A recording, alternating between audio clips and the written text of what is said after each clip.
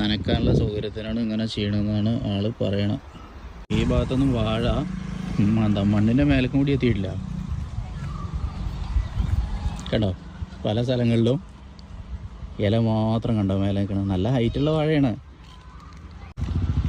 അപ്പോൾ ഇത് ഞാൻ ആദ്യമായിട്ടാണ് കാണുന്നത്. നിങ്ങളും ഒരുപക്ഷെ ആദ്യമായിട്ട് തന്നെ ആയിരിക്കും കാണുന്നത്, അത് ഉറപ്പാണ്.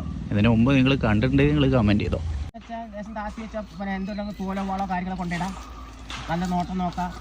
പിന്നെ വെള്ളം കിട്ടാത്ത സ്ഥലത്തേക്ക് വെള്ളം ഒന്ന് ചാടും. അങ്ങനെ എനിക്കിതിൽ ഇപ്പോൾ ഒരു 2-3 വർഷമായിട്ട് ഉണ്ടാക്കിയിട്ട് ആദ്യത്തെ വർഷം മോശമായി, പിന്നെ എനിക്ക് ദോഷം വന്നിട്ടില്ല. 10 കിലോ വരുമോ? 20 കിലോ 15 കിലോ വരെ 5 കിലോ വരെ.